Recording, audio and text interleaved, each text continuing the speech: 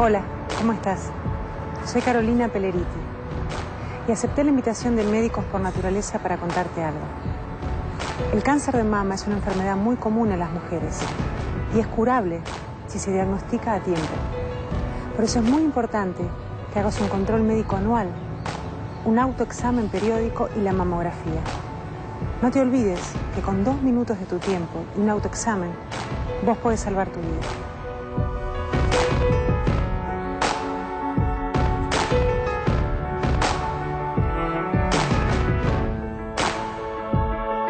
Bueno, y hoy hablamos del síndrome urémico hemolítico y hay mucha información que debemos dar a propósito de esta bacteria que puede ser realmente muy pero muy peligrosa, y la contaminación cruzada y todas aquellas medidas de seguridad que nosotros debemos tomar en nuestra casa, más allá de aquellos que también proveen los alimentos, que deben hacerse responsables de cómo venden esta alimentación, de tener los cuidados de higiene fundamentales que lamentablemente no se tienen. Fuimos a consultar a la licenciada Teresa Belich, que es jefa del Departamento de Vigilancia Alimentaria del INAL, y nos habla de la contaminación cruzada. La contaminación cruzada habla de los alimentos listos para consumir o cocidos y los alimentos crudos. Es decir, no tiene que haber una transmisión desde los crudos hasta los cocidos o listos para consumir. Esa contaminación cruzada puede darse a través de las manos, porque si la persona no se lava las manos, fue al baño, cambió pañales, tocó dinero, puede llevarlos a los alimentos. También en una tabla de cortar alimentos. No debo cortar un alimento crudo y uno cocido o uno listo para consumir, porque las ensaladas, por ejemplo, no se van a cocinar, una lechuga, pero yo no la puedo cortar en la misma tabla que corté el pollo. A través de los utensilios también se puede dar una contaminación cruzada, porque yo puedo estar cocinando unas milanesas y agarro la milanesa cruda, la cocino, agarro una milanesa cocida, estoy trasladando los microorganismos, que solos no se van a trasladar, pero sí lo hago yo a través de un vehículo, que puede ser, dije, la mano, utensilio, tablas. El alimento lo que tiene es que favorece el desarrollo y crecimiento de microorganismos, por eso digo que no es inerte. Un microorganismo, yo puedo tener unos pocos microorganismos en un alimento, pero después de un rato, en un alimento, como tienen los nutrientes necesarios, las condiciones para reproducirse, pueden llegar a lo que yo conozco como la dosis infectiva. Todas las estrategias que yo utilizo son para evitar que se llegue a ese grado de contaminación del alimento que sea capaz de enfermar a las personas. Primordial, la higiene. Después, evitar la contaminación cruzada. Después, cocinar, con lo que estoy asegurando que, bueno, voy a bajar el número de microorganismos, y si alguno hubiera quedado o hubiera una contaminación posterior y me hubiera quedado alguno, ya la refrigeración también ayuda, porque no permite, si bien no los mata, no permite que se desarrollen o crezcan. Hay un control sanitario por parte del SENASA de los establecimientos y durante la faena, eso sería lo primero.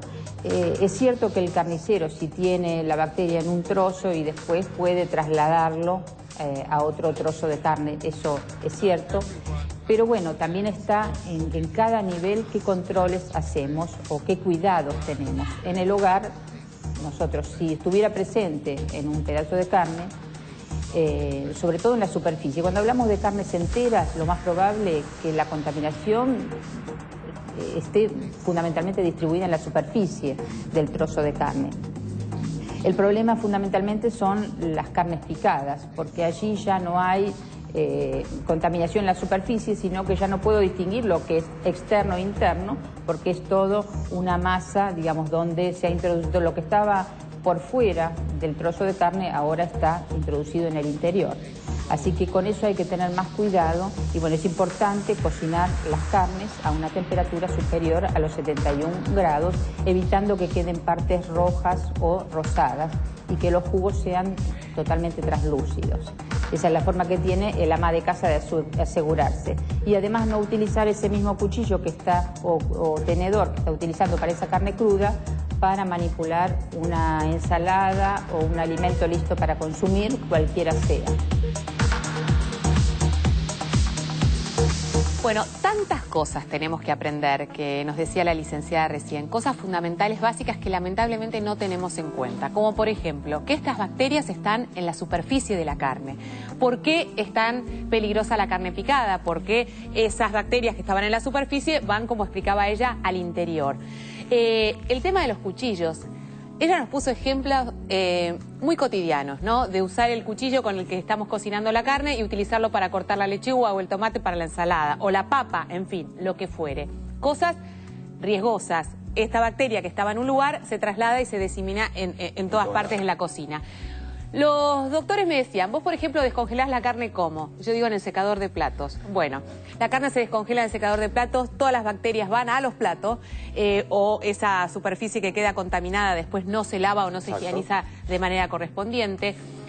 Las bolsitas del supermercado que uno utiliza para separar la carne, para volverla a congelar en el freezer, bueno, empezamos a pensar en todas aquellas cosas que hacemos en casa y la verdad que asusta. O cuando vas al supermercado y pones la carne hasta que te la llevas. Arriba el chango. Arriba el changuito y capaz que gotea y gotea la verdura. Entonces, o cuando descongelás la carne en casa, hay que poner en algo profundo para que no chorree. O sea, tengo que asumir que me pasa todo esto del que acaban de hablar y me parece importante porque seguramente les debe pasar a muchas personas que por ahí no tomamos conciencia de lo importante que es tomar estas medidas preventivas, que no son demasiado complicadas, que simplemente es saber para poder modificar estos hábitos, ¿no? Exacto. Inclusive cuando uno corta para ver si la carne está bien cocida y está cruda, si vuelve a usar después ese cuchillo, también puede tener contaminación.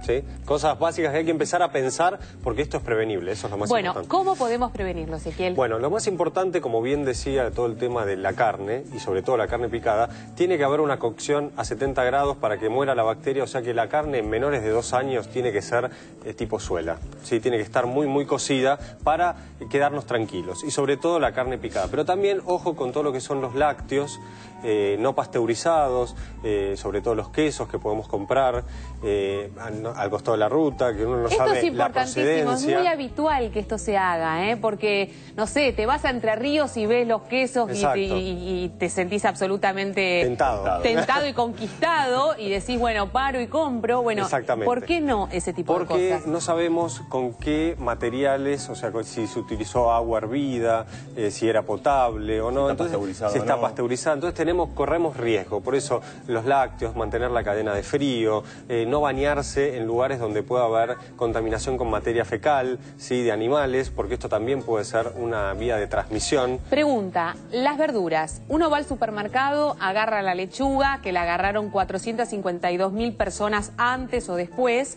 y la pasas así por abajo, un poquito por abajo de la canilla, la cortás y la pones en la ensalada.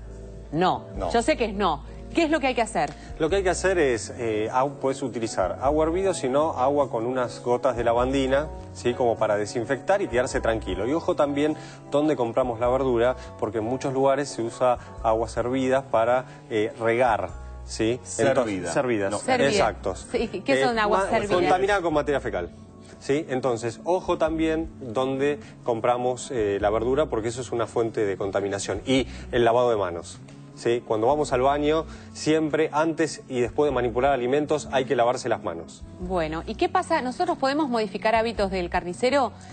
Porque cuando nosotros pensamos decir, bueno, vamos a la carnicería, le pedimos que nos dé un pedazo de carne, esa cuchilla no se limpia permanentemente, eso lo vemos, es una realidad.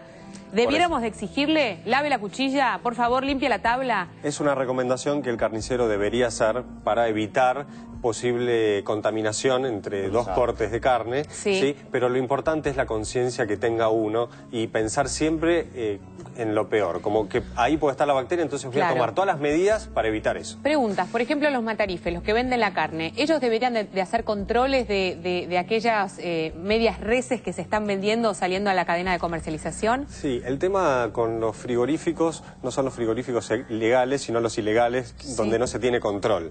Por eso, es importante el tema del control, porque la bacteria está en el colon del animal y cuando en el proceso cuando se le da muerte al animal, ahí es cuando se empieza a contaminar. Pero por eso, el control de los frigoríficos es el puntapié inicial, digamos. Pero termina en casa. Termina en casa. Exactamente, hay cosas que están en tus manos y cosas que no están en tus manos. Vos no podés pretender que el carnicero sea hiperresponsable y que el frigorífico sea hiperresponsable. Pero no, sí puede ser vos. Debiera hacerlo, pero nosotros tenemos que tomar medidas. Lo que está en tus manos es lo que vos puedes hacer. Entonces vos en tu casa podés tomar la decisión de tener cuidado cómo manipular los alimentos y cómo cocinar los alimentos. Y eso es fundamental porque si tenés ese recaudo, evitás 100% el contagio de esta bacteria. Después de la pausa, Guido nos va a estar hablando sobre los cuidados que hay que tener con un chico que ha tenido este síndrome urémico hemolítico, para saber efectivamente qué tipo de vida puede llevar a partir de un problema de este tipo. Y Paola va a estar hablándonos acerca de qué cosas nosotros podemos hacer con nuestros hijos para que empiecen a incorporar la alimentación saludable, ¿no? Exactamente, y con responsabilidad, porque de eso se trata. De eso se trata también, porque hay una vinculación con la alimentación saludable y con aquellos hábitos de higiene que nosotros debemos de incorporarle a nuestros hijos para evitar justamente también la bacteria Escherichia coli. Así se llama. Coli, exactamente. Bueno, hacemos pausa, estamos en vivo, así que nos pueden llamar y nos pueden consultar. Ya venimos.